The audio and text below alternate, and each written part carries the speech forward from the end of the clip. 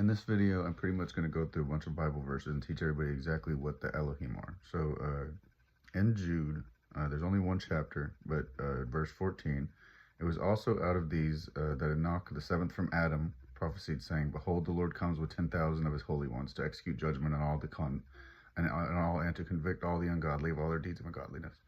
So Enoch is seventh from Adam. That's pretty close to Adam, right? So then if we go to Genesis and actually look at this,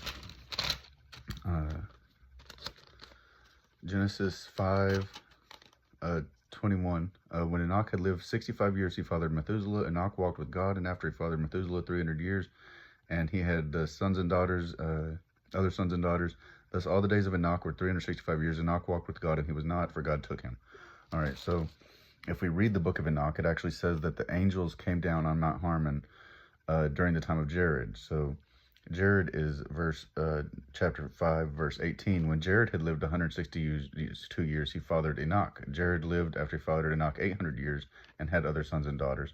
Thus all the days of Jared were 962 years, and he died. So this gives us a kind of a little genealogy of Enoch, the seventh from Adam, and the book of Enoch, talking about the fallen angels. And then the book of Jude also mentions the angels that left their stations of authority. Everybody should read the book of Jude. It's very short, it's very easy to read, and it goes through a lot very quickly, like we're going to do here right now. So then Revelations 1 is pretty much Jesus chastising the churches, saying that they're not doing the right thing. And then Jesus says, or the Son of Man, as for the mystery of the seven stars, this is chapter 1 verse 20. As for the mystery of the seven stars that you saw in my right hand, and the seven gold lampstands, the seven stars and the angels are the angels of the seven churches, and the seven lampstands are the seven churches. So there's seven angels and seven churches. And then if we look at Revelations 5:6, and between the throne of the four living creatures and among the elders I saw a lamb standing as though it had been slain, with 7 horns and 7 eyes, which are the 7 spirits of God sent out to all earth. Now the 7 horns and the 7 eyes may seem strange, and the 7 spirits of God, what is that? All right, so now we're going to talk about the Elohim. All right, and that also gets into the 7 seals. That's Revelations 5 is the 7 seals all together, and the lamb is where that open the seals. Also, do not weep. So this is 5:5. And one of the elders said to me, "Weep no more. Behold, the Lion of the tribe of Judah, the root of David, has conquered, so that he can open the scroll and its 7 seals." And that has to do with King David, saying that like Jesus is the heir of King David, as it said. So Genesis 1, in the beginning, Elohim, God, created the heavens and the earth, and it was without form. Then God said, this is 1:26, let us make man in our own image and our likeness, and let him have dominion over the fish of the sea, and over the birds of the heaven, and over the livestock, and over all the earth, and over every creeping thing that creeps on the earth. So the Elohim made the humans. All right, so what is Elohim? All right, and then so now if we go to Genesis 12,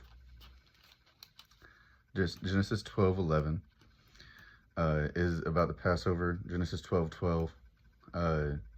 Then it says, "For I will pass through the land of Egypt that night, and I will strike all the firstborn in the land of Egypt, both man and beast, and on all the gods of Egypt I will execute judgments." In the Hebrew and everything, this says Elohim. So the gods of Egypt are Elohim. So we could compare it to an Ogdod or an Ennead. An Ogdod is a set of 8, and Ennead is a set of 9. The days of the week are one of these. So these are usually planets and things also. So Elohim, the spirits of God, the days of the week, these things all correlate to each other. And in our days of the week, we have Sunday, Monday, Saturn Day, Freya Day, Thor's Day, Wooten Day, and Tears Day, I think it is. It's Norse when it gets into the other ones. And then that's how that's English, right? That's how the English days of the week and everything. And in Judaism, there's still 7 days of the week also. And this gets into the 7 spirits of God. And then so Elohim, this is the Elohim that are doing everything. And in Samuel, we're going to start getting into some things about God here.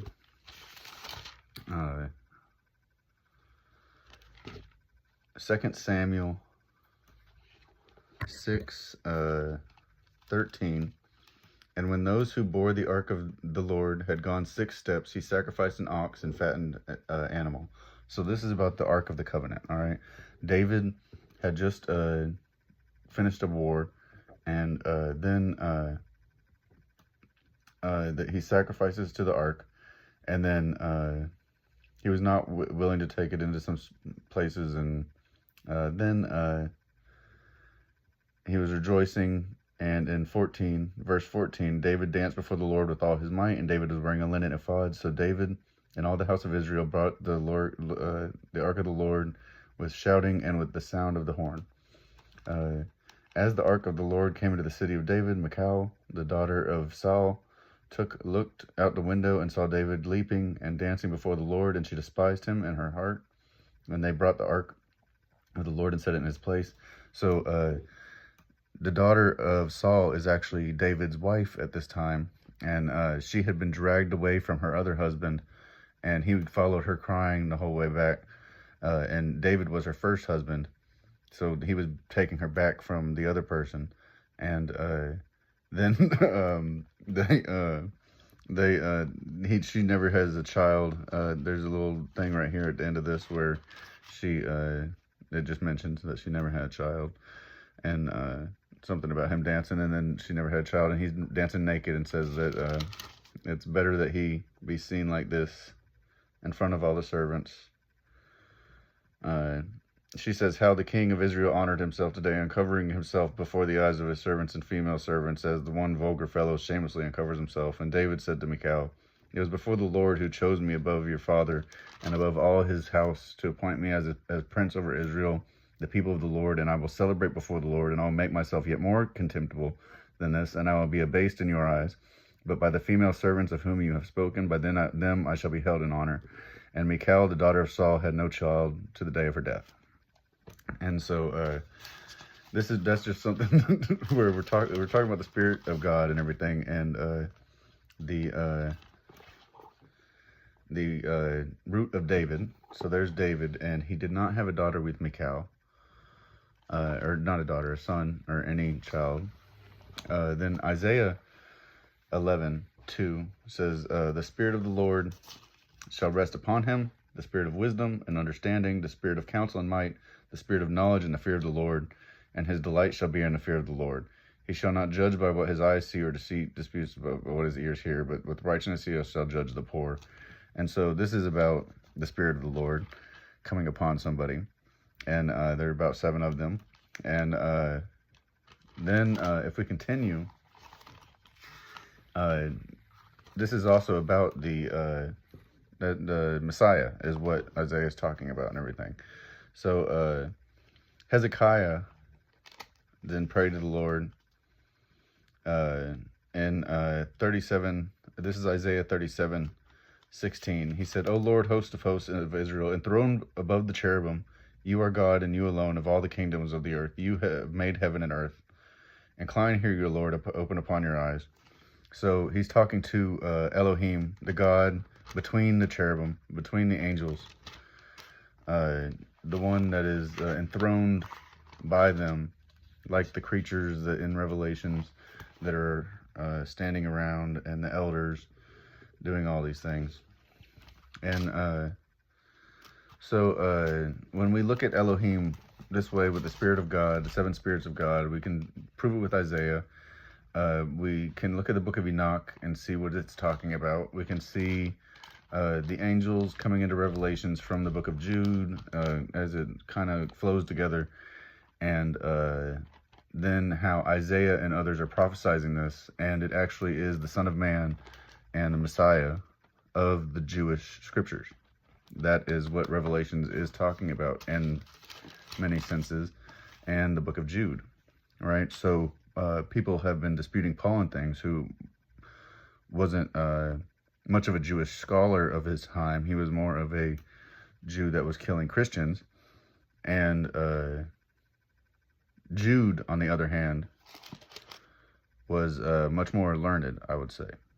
And also maybe John the Exile, possibly, because he seems to have put together Revelations pretty well.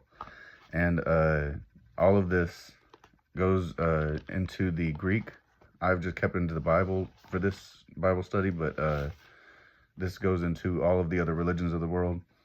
And this just teaches more about Elohim so everybody can understand God.